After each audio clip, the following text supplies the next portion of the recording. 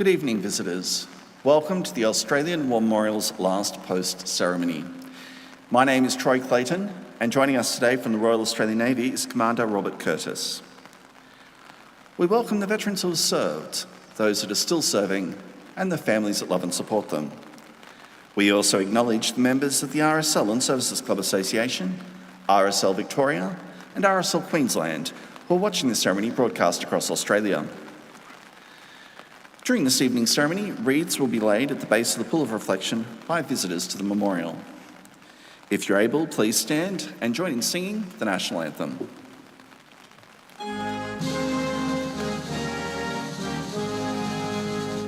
Australians, oh, let us rejoice, for we are one and free. We've golden soil and wealth for toil, our home is girt by sea.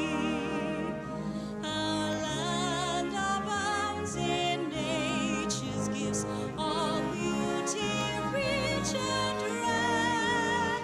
In history's page, let every stage advance Australia fair. In joyful strains that let us sing, advance Australia fair.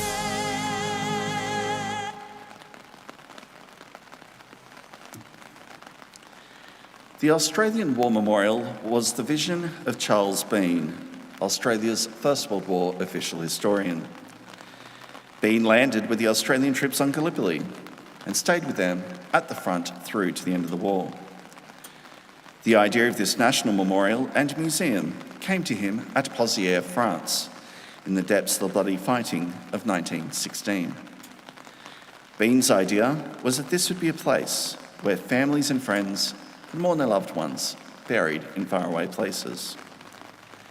It would also be a place that could help all Australians understand what these men and women had endured and what they had done for us.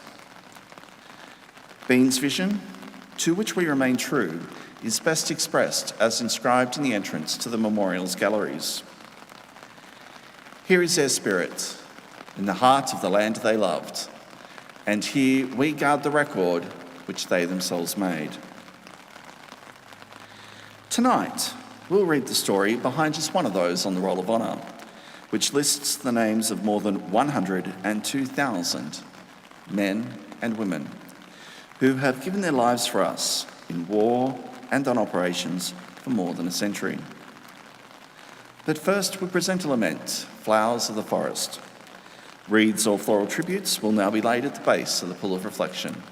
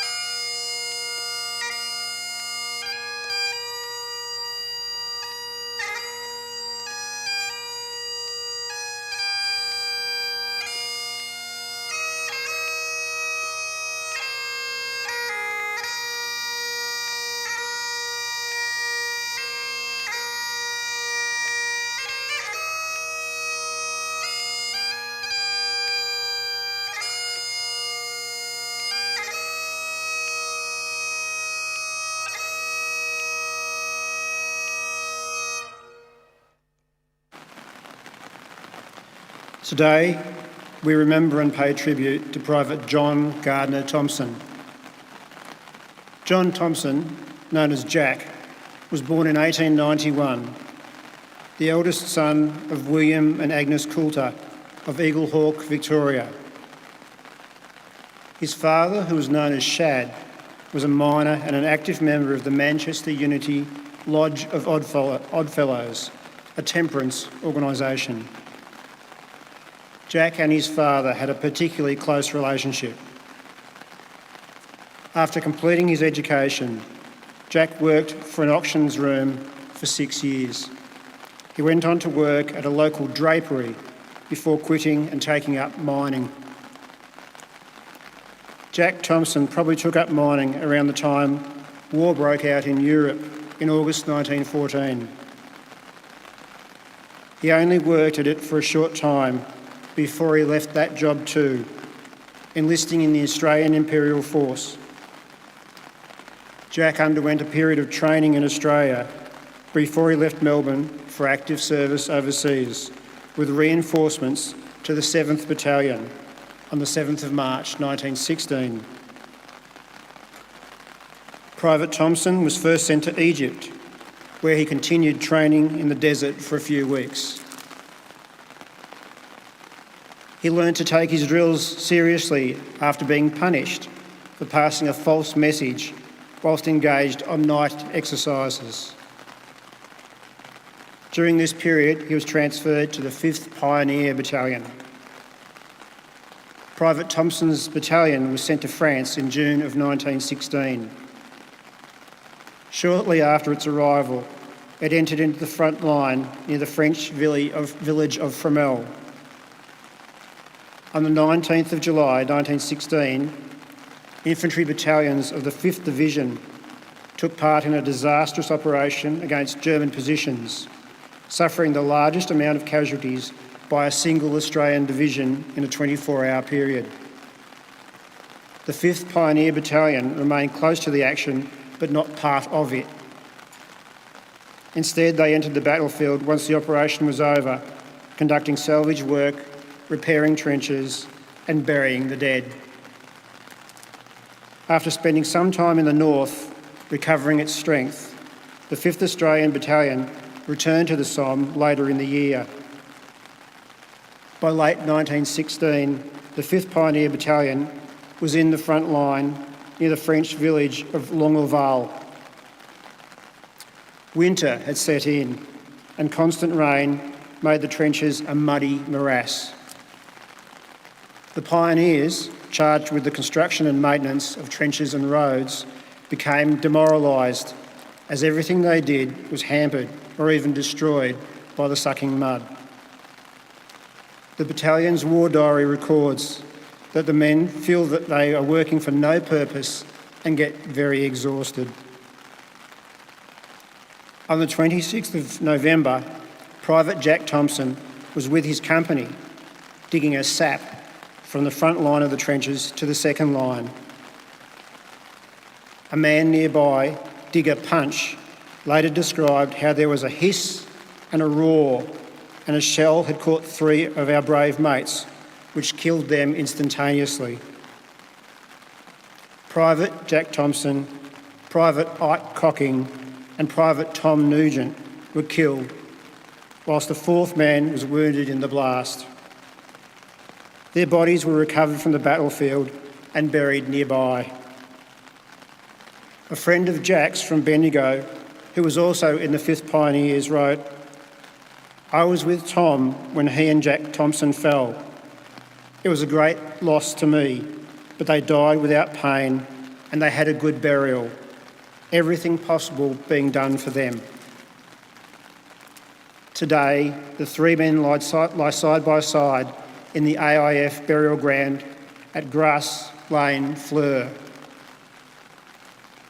Less than a year later, Jack's father, Shad Thompson, died after an extended illness.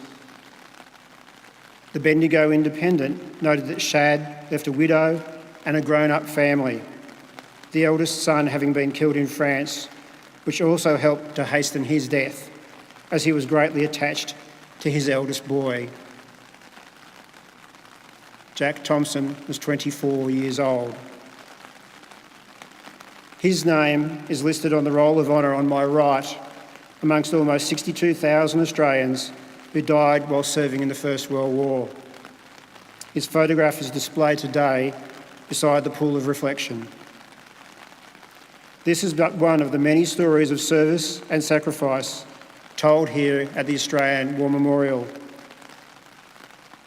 We now remember Private John Gardiner Thompson, who gave his life for us, for our freedoms, and in the hope of a better world.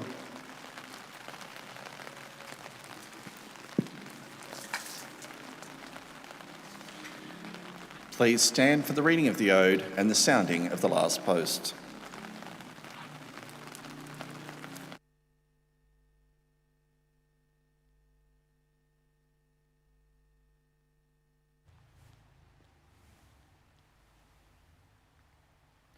They shall grow not old, as we that are left grow old. Age shall not weary them, nor the years condemn. At the going down of the sun and in the morning, we will remember them.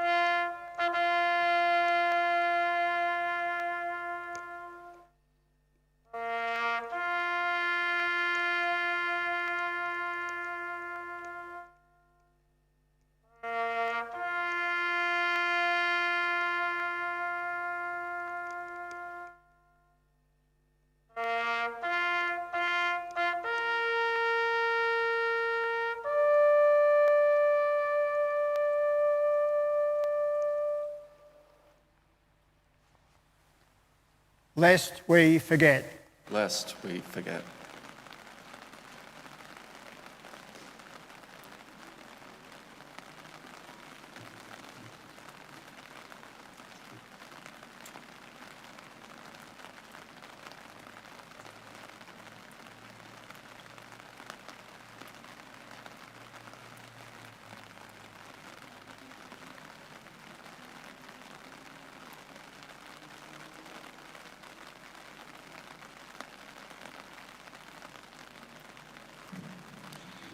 We leave you this evening with the words of the memorial's founder, Charles Bean.